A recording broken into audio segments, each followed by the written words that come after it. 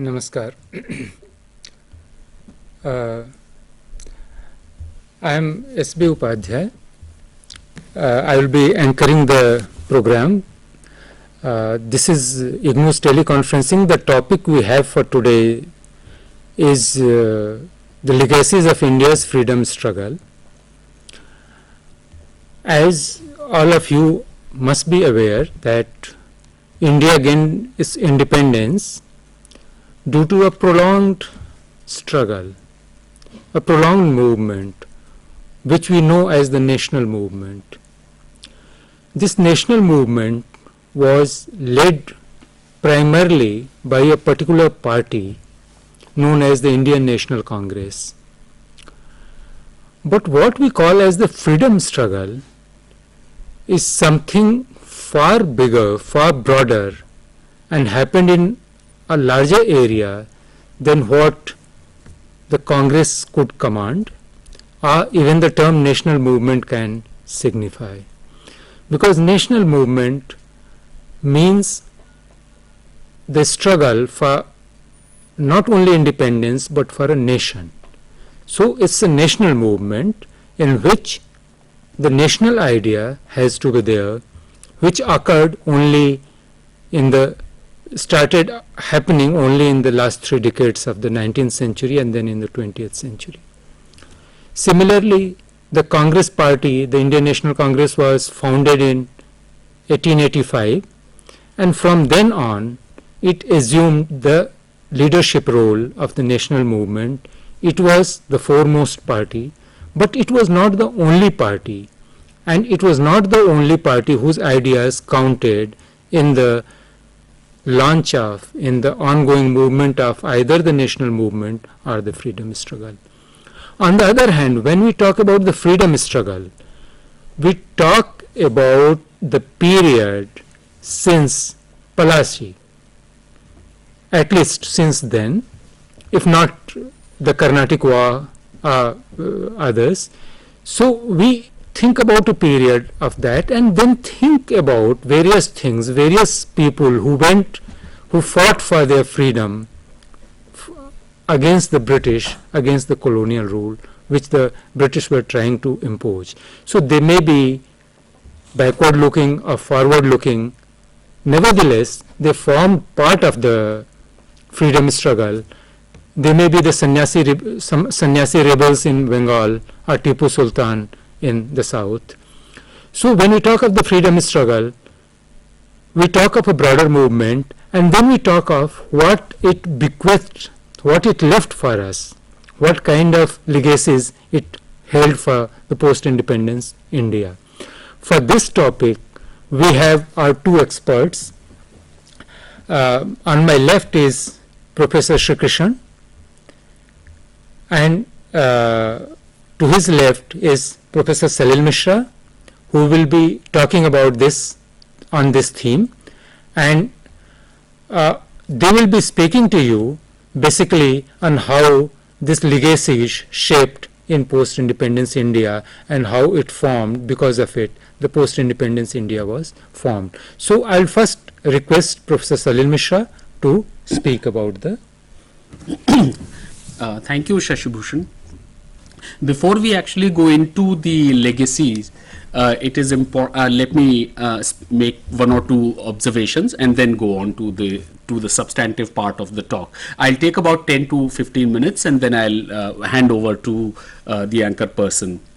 I think, seen in a global context, Indian national movement is a very important event, but I think its importance is precisely that it is like Indian national movement is to Indian history what French Revolution was to French, to the history of France, and what Russian Revolution was to the history of USSR. So in that sense, Indian national movement acquires a certain centrality in the history of modern India. There is one minor difference, and I will not be over the next 10 or 15 minutes, I will be talking much more about the national movement the concrete struggle for freedom that was waged in the 20th century for the liberation of India against the anti-imperialist rule. I will not be talking about a whole range of other resistance struggles that went on in India, as Shashi pointed out, from the very beginning of the establishment of the British rule. So I would be using, by his terminology, I would be talking primarily about the Indian national movement. The two other phenomena, revolutionary struggles that I talked about, French Revolution and the Russian Revolution, there was one way in which Indian national movement was different from them, and that one way was that these two struggles were brought about by the minority elements of their societies, though the best elements of those societies.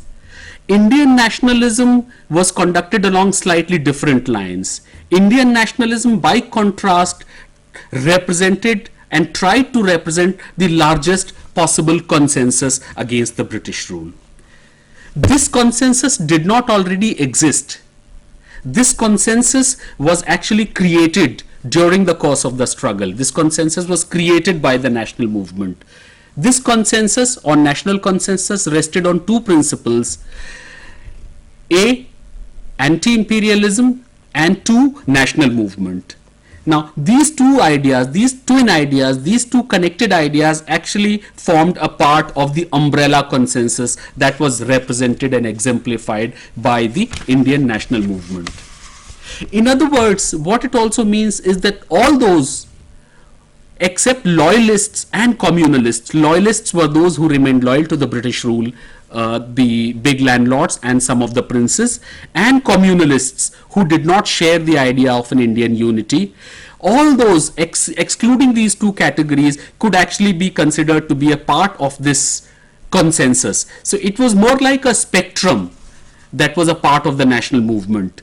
You could be a revolutionary terrorist, you could be a communist, you could be a socialist like Lohia, Jayaprakash Narayan, Narendra Dev. You could be a Congress leftist, a left-winger within Congress like Nehru and Subhash Bose. You could be a right-winger like Patel, Rajgopalachari. You could be a centralist like Maulana Azad and Kripalani. You could be a constitutionalist like Motilal Nehru, Sapru. You could be a liberal like Chintamani and Jayakar.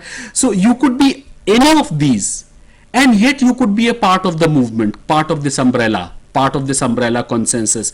You did not have to, none of these people had to actually diffuse their differences and to constitute one common thread. They could retain their differences, and yet because of the consensus on the twin ideas of anti-imperialism and national unity, they could actually be a part of this movement.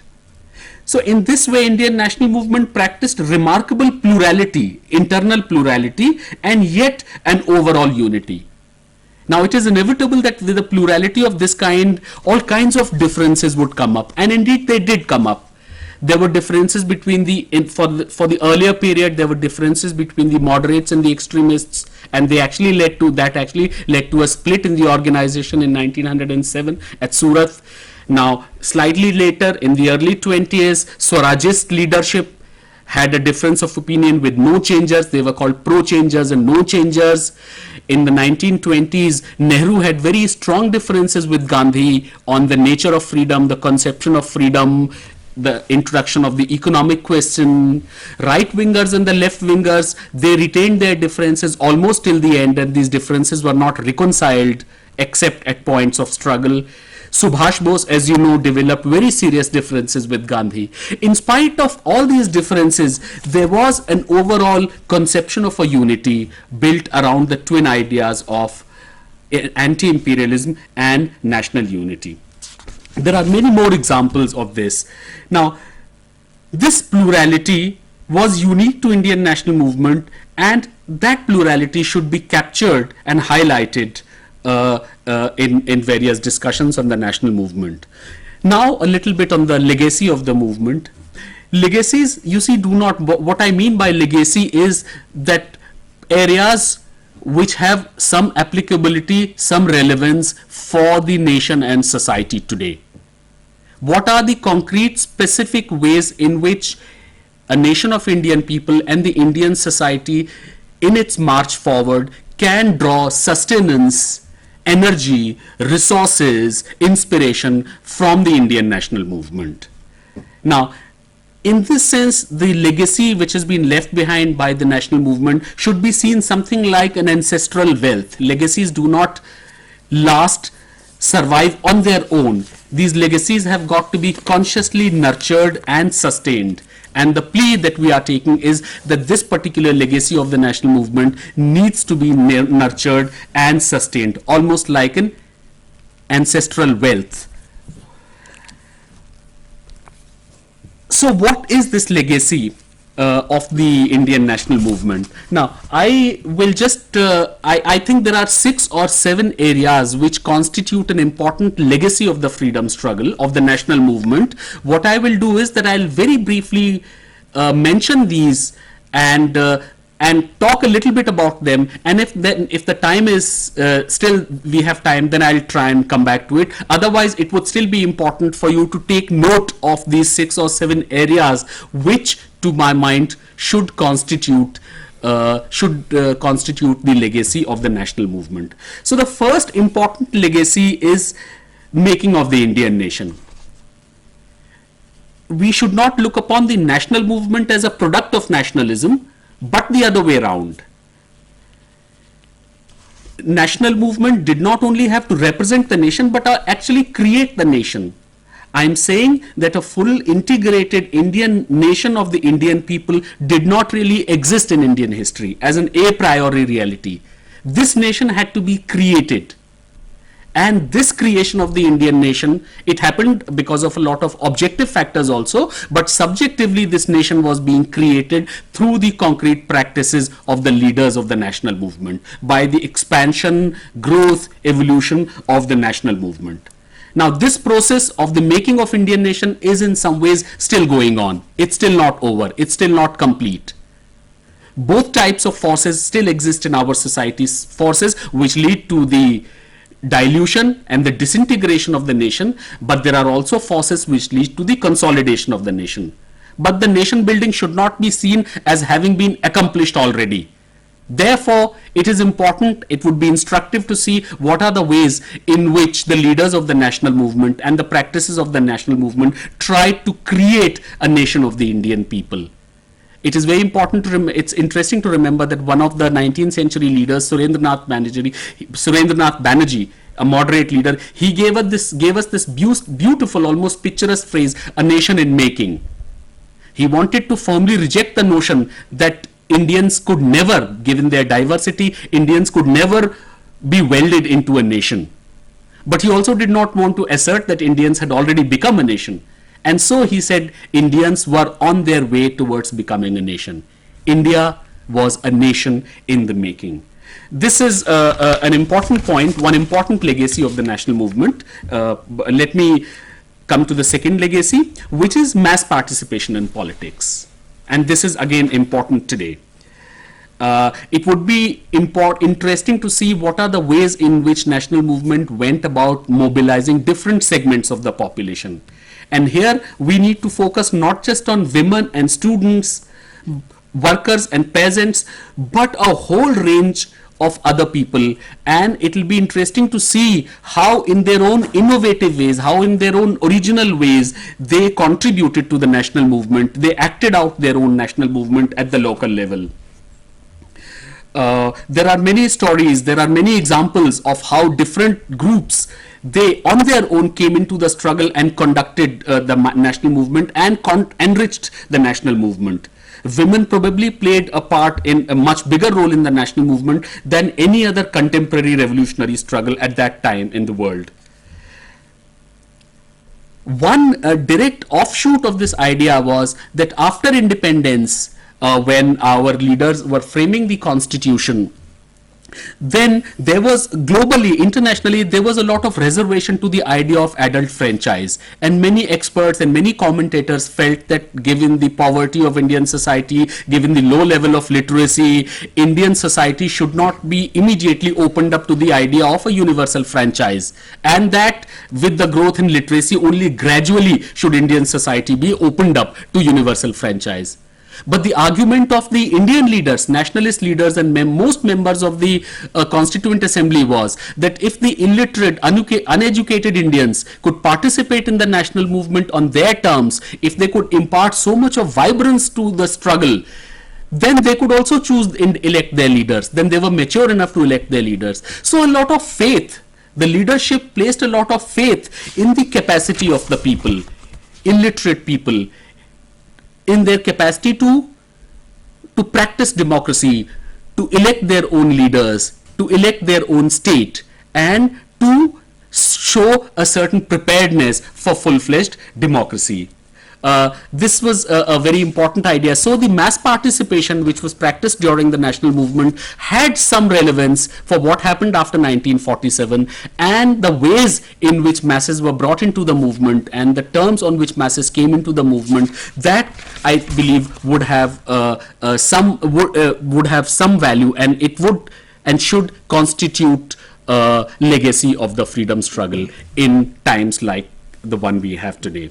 The third aspect of the legacy would be the promotion of civil liberties and democracy. The preference for democracy was indicated by the very choice of the World Congress. The leading party of the national movement was not called the Indian National Party, but it was called the Indian National Congress, and the World Congress was borrowed from the American Constitution. So the underlying assumption was that this party would not proceed like a party, political party in the classical sense, but it would function more like a platform, more like an umbrella organization, more like a congress. So this, and as it proceeded, there were many instances of the actual practice of the civil liberty during the national movement. The first major mass movement that was organized by Gandhi was on the question of the violation of a major civil libertarian issue, that is the Rowlatt Satyagraha. Motilal Nehru, he defended the Meerut conspiracy case even though he had personal differences with the communist leadership, but he did it on the grounds of civil liberty. In fact, people during the national movement were mobilized on three major ideas: the economic exploitation, the foreignness of the British rule, the alien character of the rulers, the economic exploitation, about which a lot of discussion happened in the previous session, and the suppression of democracy, and the fight against the violation of democratic and civil libertarian issues. So these were the three pillars of mobilization. So civil liberty, in fact, should be seen as a very important part of the legacy of the freedom struggle. And India, of course, the point can be argued both ways. In independent India, we have seen many questions, many struggles, many issues in which basic civil liberties have been denied of the people, but yet a certain framework of struggling against it also exists, and that too is a legacy of the freedom struggle. The fourth important legacy would be the development of industry along the lines of modern science and technology. The leadership did not really take a backward idea, a backward notion on questions of economy. The leadership took a very, very advanced idea, the modern idea, that Indian society, Indian economy has to develop along modern lines, with the use of latest technology, with the use of science, with the investments made into economy, so that India might develop modern economy. On this question, there was some debate. Gandhi did have some reservations on this. There was some difference of opinion between Gandhi on the one hand and other leaders of the national movement on the other. But important thing is that this basic idea of developing India along modern industrial lines was not ever, there were reservations, but it was never denied, never seriously, fundamentally questioned. And this formed a part of the Karachi Resolution, which actually provided an outline of the nature of independent India in 1931. And some of these features were actually a part of the Karachi Resolution. A next major legacy would be secularism, and on this also there was considerable internal diversity different people had different notions of secularism. Their idea of secularism, what should constitute secularism, was different. And if there is a time, we might come back to it. We might come back to the different conceptions of secularism. Yet there was this unity that secularism was an important part of the practice of the national movement. And today, in a society, in a plural society, multi-religious society like ours, secularism does constitute a very important legacy of the national movement. Sixth important component of this legacy was an independent foreign policy. Indian national movement all through took a stand on various important international events of the times, whether it was the Second Afghan War, the invasion of Burma, the Spanish Civil War, and also fascism. In fact, Gandhi has a famous statement that if under any Gandhi was against all wars, but he said that if one war which Gandhi was willing to support, then it was war against fascism, because he saw fascism as complete denial of all decencies of social life, all humanitarianisms. He saw fascism as something completely, basically anti-people and anti-humanity. And so he was prepared to suggest and recommend and advocate a war against fascism. It was interesting that some of the Burmese leaders who did not mind the integration of Burma into the Indian society, but the leaders of the Indian national movement, they stood up for Burma's independence, they upheld Burma's right to freedom, and they actually did not support Burmese integration into Indian society. So an independent foreign policy, keeping in mind the best traditions of internationalism, was another legacy of the freedom struggle. And seventh would be a struggle for social justice.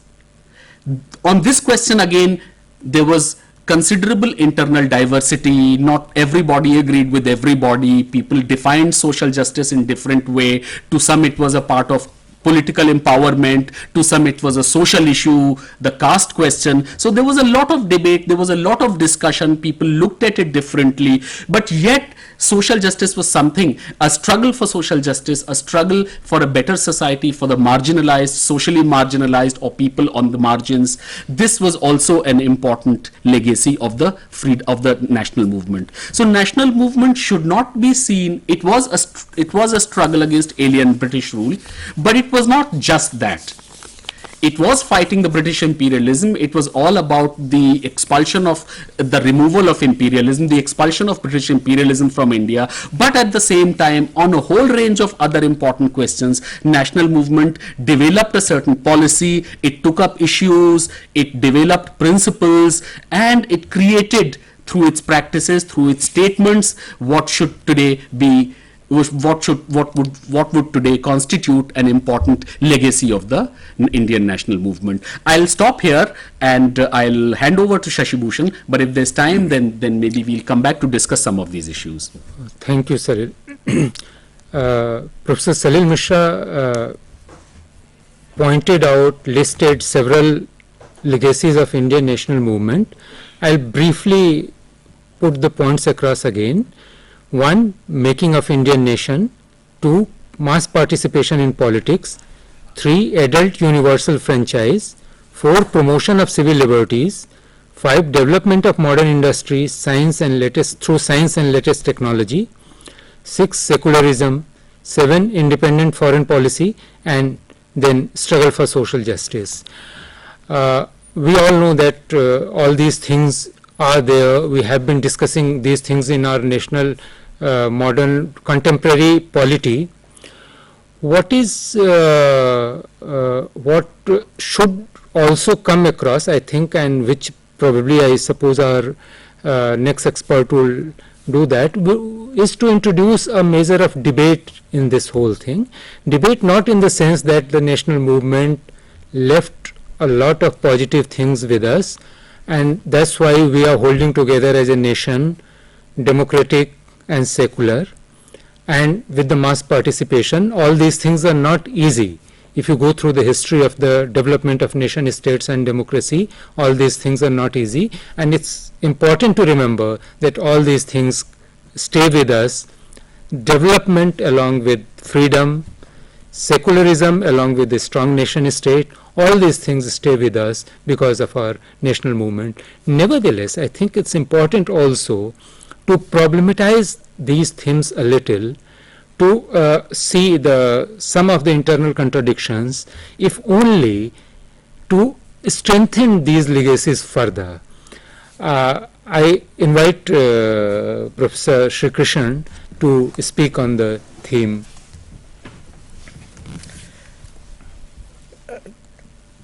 What Professor Salil has told us is true to a large extent.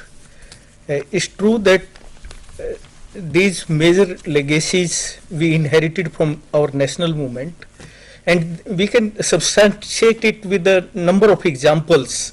For example, British rulers, they always depicted India as a kind of sociological ensemble of different communities, caste, creeds, religious faiths, and so on. They always thought that India can never become a nation and Indian people can never become self-governing people. But Indian national movement, to a large extent, forced this identity, the notion that we all belonging to different regions, different castes, different religious faiths have one common identity today. That is, we all think ourselves as Indians. This identity of Indianness was forced by a prolonged struggle, anti-colonial struggle. Without that anti-colonial struggle, we never had any commonness among various regions and various communities in India. Although there were in pre-colonial times also, there were inter-regional communications, inter-regional exchange of ideas and ideologies, but to a large extent people remain segregated, and to a greater extent it was a basic task of Indian national movement that they posed this idea that we all belong to one common nation, that is India. And today if we think ourselves in terms of Indianness, then this identity is one of the major thing that Indian national movement provided us. But any national movement or any notion of this commonness is always have certain internal contestations, internal contradictions were there. It's not that we all were one. This notion of oneness came at critical junctures, came at particular junctures, but we all know that in 1947 India was divided despite secularism, despite the attempt of Congress to force an unified nation. India was divided into two nations, India and Pakistan, on the basis of religious identity. So there was tensions there, not only along religious and along lines of faith, but also along lines of caste, community. These tensions, we all know that when Ambedkar fought for the Dalit communities, Gandhi intervened and he wanted to accept him certain provisions within the Indian nation, and he agreed after Gandhiji did a prolonged fast. It was under quite pressure that he agreed to these kind of things. But there were these kind of tensions between communities, caste, along class lines also. Social transformation of Indian society was one of the major objective of the national movement. But along what lines? What should be orientation of future economic development in India? Who should gain out of that development? These issues, like even in the 1930s and 1940s, there were communists and left were part of the Congress organization. They fought along with Congress to gain certain concessions for the tenants and the workers. But despite this, they had differences, ideological differences were there. They wanted different orientations, that in what direction, after independence, in what direction Indian economy and Indian society should move. Around the a time of transfer of power also, we find these so many tensions. There were a number of peasant struggles organized by left, for instance, in Telangana, in Warli dominated regions of Maharashtra, for example, tribal peasants fought under communists. What kind of society, what kind of agrarian relations will be there? Who will gain more out of this national unified community is established? Who will be in dominant position? So these were point of tensions, point of struggles. But despite these tensions and contestations among various lines, along ideological class lines, along religious community lines, national movement always wanted to force India into a unified community, and to a large extent they became successful also in that. In that they also included not only British Indian governed areas, but also a large number of areas which were outside direct British control, which which we know as princely states. In those areas also there were quite feudal kind of domination, autocratic kind of structures and autocratic kind of state functioning, but the Indian national movement challenged that, and they associated them with the popular movements and sentiments in those areas also. So it's true that to a large extent they tried to force this kind of identity, that despite all the differences along regional lines, but still these differences, these contestations, they still lingers on.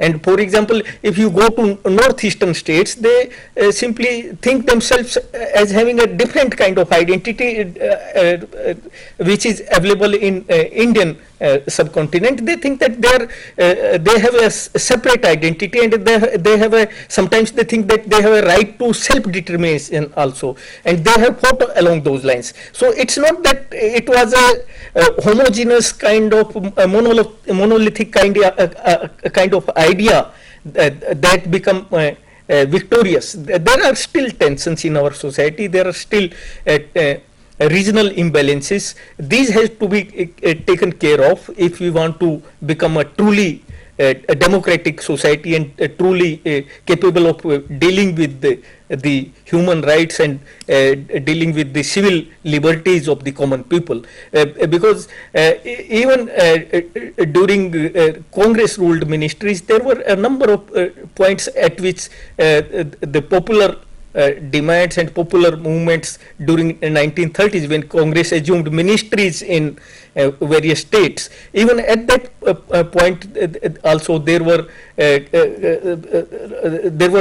quite popular movements in many of the states, and Congress basically took the stand that law and order machinery should be made intact. And when the interim government was in power under Nehru, at that time also Congress took this stand that their basic duty is to keep the law and order problem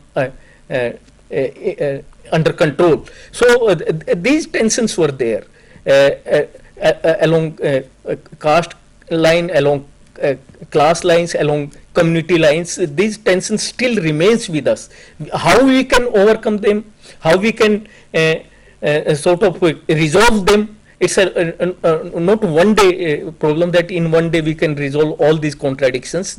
And one basic problem with national identity and national movement was that they tried to sort of homogenize the entire society. They tried to impose one commonness among and sometimes these contradictions, they were just not taken care of, or they were taken care of in a particular manner, like in countryside, when many of times there were conflicts between landlords, rural magnates, and the common sharecroppers and common farmers. Then many of the times Congress also took these sides of the rural magnates, in those struggles. But it's true that that pressure to gain the popularity among all the people led Congress to take certain economic issues which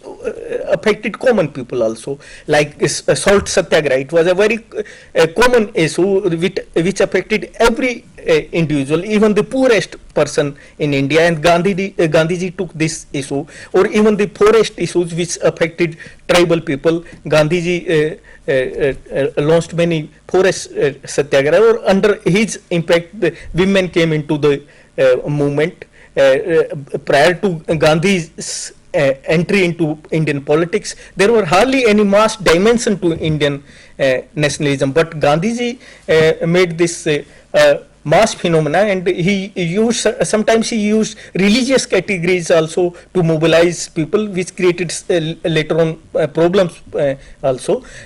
But despite these distortions and despite these shortcomings, it's true that India was forced as a unified nation, and despite the fact that it took the form of a partition, we can see in the subsequent history also that India has still remained a strong democratic nation because of it inherited that Congress-led ideology, and Congress-led legacies were inherited in India. On the other hand, in Pakistan, we still see that most of the time military regimes are there, and there is hardly any freedom there, hardly any civil liberties there. So this difference also, this shows that really Indian nationalist leaders, they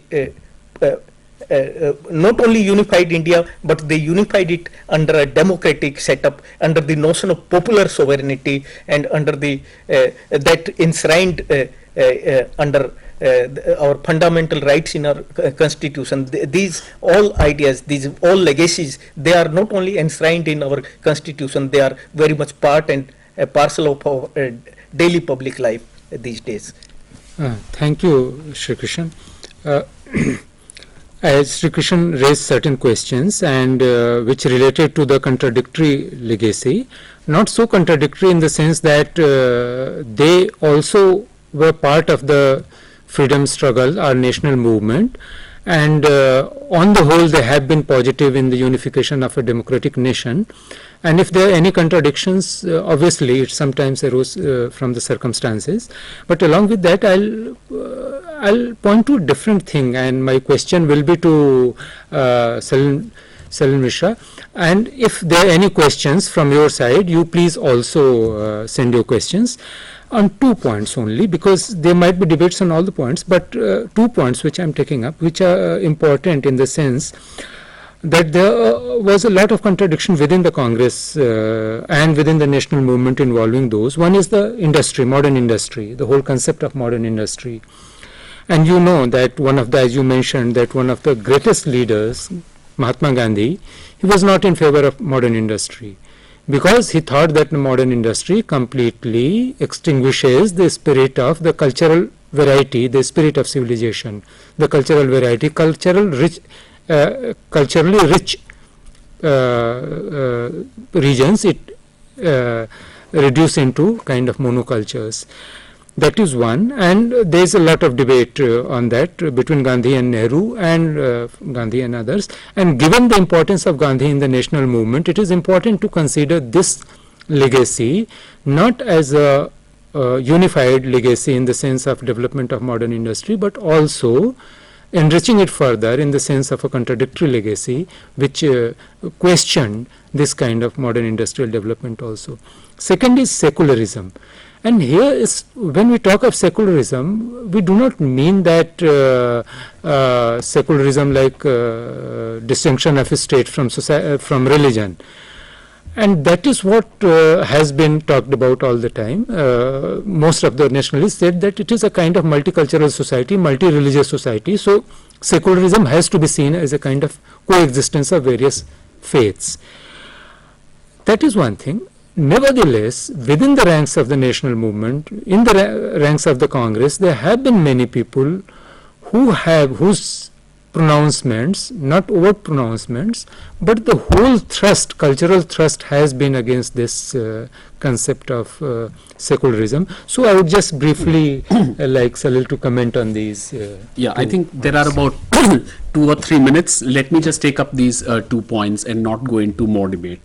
On the economic development, on the question of development of India along modern industrial lines, scientific technological lines, it's important that I did not make socialism as a part of the consensus, because there actually was no consensus on socialism within the Congress, because large number of Congress they were in favor of industrialization, but that part of industrialization, the ideological baggage that comes along with socialism, they were completely against, and so therefore socialism could never be considered a part of the consensus.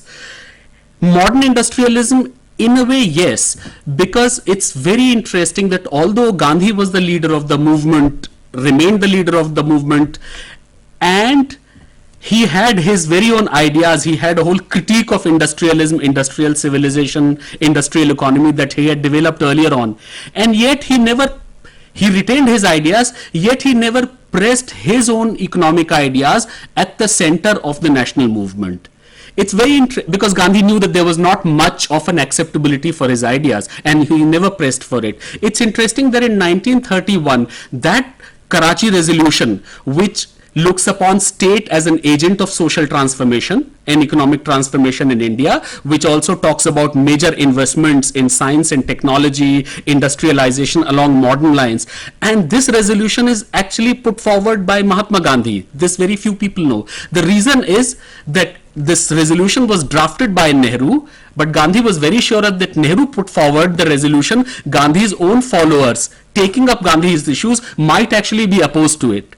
So in order to neutralize Gandhian opposition to this kind of economic thinking, Gandhi decided to put forward the resolution himself, and the resolution was passed. There was not much discussion on it. So Gandhi retained his own eccentric, unique, different ideas on the nature of industrialization, industrial development, and he held on to it with minor changes. He held on to it all his life, and yet he did not make his ideas central to the economic plank of the Indian national movement. Just like he did not make so many other ideas. Spinning. He wanted spinning to be made a mandatory condition for all Congress members, but he tried it twice, but he saw that there was not much support for it in the Congress, and so he withdrew it. So there was a way in which Gandhi would have a consensus, he would be the leader of the consensus, but that part of Gandhi's politics and thinking and vision on which he knew that there was no consensus, he would hold back from making it, bringing it to the center of the Congress platform and politics. And so it is the case with industrialization and with economic development. Gandhi held on to his ideas, he retained it as a critique of the dominant Congress ideas on economic development. So when in 1938 the Planning Commission was formed under the leadership of Nehru, Gandhi did not stop it, he did not critique it, but he told all of them that his ideas should also be taken into consideration as a critique. He said that his critique should always be kept in mind. Not that his ideas should be accepted in toto, but his critique of the major ideas on economic development should be kept in mind. And I think they should be kept in mind even today, whatever the thrust of the central policy making on industrial question is. So that. Second is secularism. Yes, of course, there was always this problem for an organization like Congress, which was so big, so huge, people came into it with all the prejudices, and so all kinds of communal element entered the Congress. The task of the leadership was to try and not let it affect the overall programmatic commitment to secularism. So they allowed a lot of these communal elements, tried to contain them, but not let it affect the programmatic content of secularism. I'm afraid I will not be able to go beyond this, and I think I'll hand back to Shashi Bhushan. Thank you, Salil. Yeah, I mean, true. What you have been saying is true so far as Congress is concerned, but there again, as I emphasized, national movement was a broader phenomenon than Congress. But anyway, I think debate will go on, and the thing will remain that the national movement gave us so many things, so many positive things.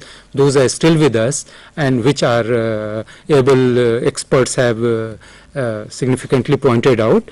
So we come to the end of our today's teleconferencing, and we hope to continue this kind of theme and debate in the next teleconference session whenever in future. So for the moment, thank you very much.